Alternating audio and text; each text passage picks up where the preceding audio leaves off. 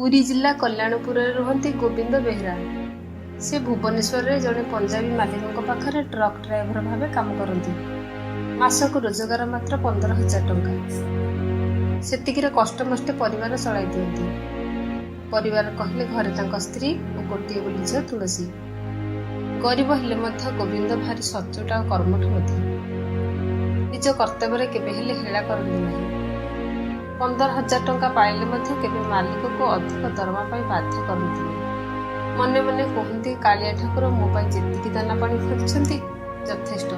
मोठार आहुरी दुनिया रे अनेक गरीब लोक अछंती। अधिक मोर कौन हब।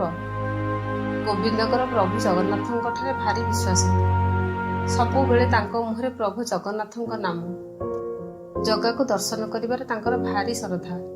जदि केबे ट्रक पुरी जिबाको पड़े ताहले से जगा को दर्शन निश्चय करती। थरे प्रभु जगन्नाथंक दर्शन हो गले तांको भारी शांति मिले।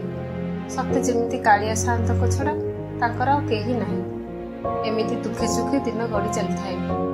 दिनकर कथा गोविंदक झीर जन्मदिन होइथाए। से दिन सकाळु झील शीघ्र निदर उठी सारी थाए। झील आसी गोविंद को कहला, बापा आज मो जन्मदिन, तमे आज गाड़ी नहीं जाओनी। आज आमे पुरी जिबा, संध्या बेले केक काटिबा। गोविंद कहले, अरे माँ मो मालिकों को पचारि कहबी।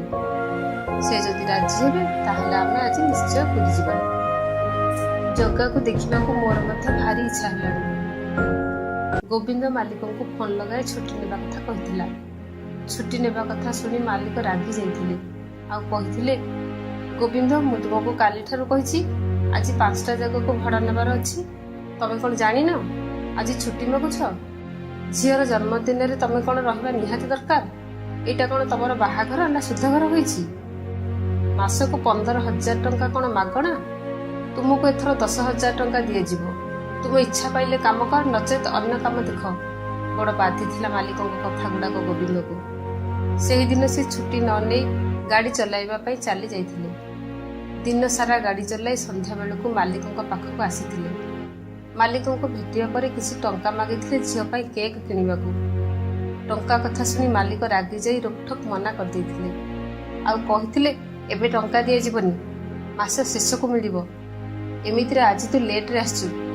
आ मोर 5 लाख टंकार डील कैंसल कर देछु। ए कथा सुनी रागी जाइथिले गोविंद। रोकठोक मालिक को सुनाई देथिले, रख तुम पैसा हो, मोर चाकरी करबा दरकार नहीं। गरीब बोली कोन हमर किछि मन नाही। काम करूछु बोली कोन मुंड बिकी देछु। एति कही गोविंद घर को पळाई आस्थिले। से दिन समस्ते मन दुखरे सोइले। निद हेउ नथाय गोविंद को। स्त्री आ झियो केते बेलु सोई गलेनी। गोविंद ऊपर को चाही लुह गड़ाई मन मने भाबुथांती, जो मालिक पाई सचोट रे एते वर्ष काम कली से मते आज काम बाहर करदेला। कौन करिबी मु। एई अभावी संसार को चलाइबी किपरि। हे प्रभु जगन्नाथ, मु काहार किछि क्षति करिनी।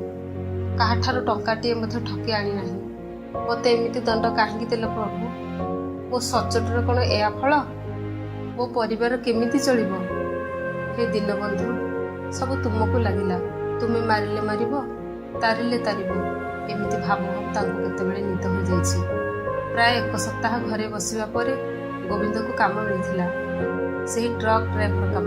मासक दरमा 25,000 टंका। सबठार आश्चर्य कथा थिला, मालिक थिले पुरीर। चाकरी मिलिबा परे गोविंद प्रभु जगन्नाथ को धन्यवाद जणाइथिले। हे जगतर नाथ जगन्नाथ, मो गुहारी सुनिले आपण। एतिकी दया मो उपरे थाउ प्रभु। तापरे गोविंद कामर जोग देथिले। मालिक पुरीर होइथारु गोविंद प्राय समय प्रभु जगन्नाथों को दर्शन करिवार सुजोग पाती। बंधु माने एमिति अनेक गोविंद मालिकों द्वारा निर्यातित हेउछंती। से माने कोन मनीष नुहंती। तांकर कोन परिवार नाही। तांकर कोन हस खुशी नाही। आपण मानकर मतामत कोन कमेंट बॉक्स रे जणाइबे। समस्त जगन्नाथ भक्तों को कमेंट सेक्शन रे जय जगन्नाथ लिखिया पई मोर अनुरोध। वीडियोटी भल लागिले लाइक और सब्सक्राइब निश्चय करिवे।